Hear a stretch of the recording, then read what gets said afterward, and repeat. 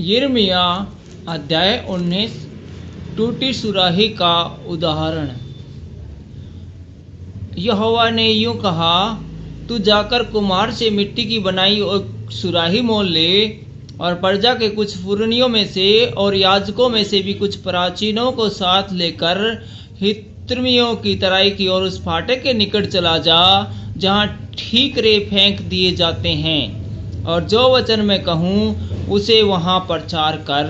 तू यह कहना, हे यहूदा के राजाओं और यरूशलेम के सब निवासियों, यहोवा का वचन सुनो। इज़राइल का परमेश्वर सेनाओं का यहोवा यूं कहता है, इस स्थान पर मैं ऐसी विपत्ति डालने पर हूँ कि जो कोई उसका समाचार सुने उस पर संकट छा जाएगा, क्योंकि यहाँ के लोगों ने मुझे त्याग दिया और इस स्थान में दूसरे देवताओं के लिए, जिनको न तो वे जानते हैं और न उसके पुरखा या यहूदा के पुराने राजा जानते हैं, धूप जलाया है और इनको पराया कर दिया है। और उन्होंने इस स्थान को निर्दोषों के लहू से भर दिया है और बाल की पूजा के ऊंचे स्थानों को बनाकर अपने बाल बच्चों को बाल के लिए होम कर दिया। यद्यपि मैंने कभी भी इसकी आज्ञा नहीं दी, मैं उनकी चर्चा की और न वह कभी मेरे मन में आया। इस कारण यहोवा की यह वाणी है कि ऐसे दिन आते हैं कि वह स्थान फिर तोपेत या हित्तियों की तराई न कहलाएगा, वरन घात की हुई तराई कहलाएगा। मैं इस स्थान में यहूदा और यरूशलेम की युक्तियों को निष्फल कर दूंगा और उन्हें उनके प्राणों के शत्रुओं के हाथ की तलवार चलाकर गिरा दूंगा। उनके शव को मैं आकाश के पक्षियों और भूमि के जीव जंतुओं का आहार कर दूंगा। मैं इस नगर को ऐसा उजाड़ दूंगा कि लोग इसे देखकर डरेंगे।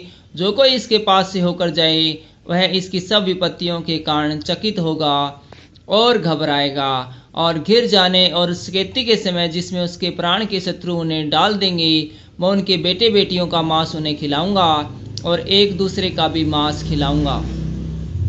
तब तू उस सुराही को उन मनुष्यों के सामने तोड़ देना जो तेरे संग जाएंगे, और उनसे कहना, सेनाओं का यहोवा यूं कहता है कि जिस प्रकार यह मिट्टी का बर्तन जो टूट गया कि फिर बनाया न जा सके, इसी प्रकार मैं इस देश के लोगों को और इस नगर को तोड़ डालूंगा। तोपेत नामक तराई में इतनी कब्रें होंगी कि कब्र के लिए कोई स्थान न रहेगा। यहोवा की यह वाणी है कि मैं इस स्थान और इसके रहने वालों के साथ ऐसा ही काम करूंगा। मैं इस नगर को तोपेत के समान बना दूंगा।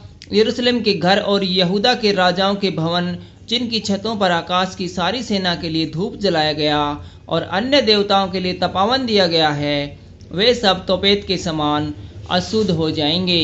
तब यिर्मयाह तोपेत से लौटकर जहाँ यहोवा ने उससे भविष्यवाणी करने को भेजा था, यहोवा के भवन के आंगन में खड़ा हुआ और सब लोगों से कहने लगा, इज़राइल का परमेश्वर सेनाओं का यहोवा यूं कहता है, देखो, सब गांवों समेत इस नगर पर वह सारी विपत्ति डालना चाहता हूँ जो मैंने इस पर लाने को कहा है, क्योंकि उन्होंने हट करके मेरे वचन को नहीं माना है। Thank you.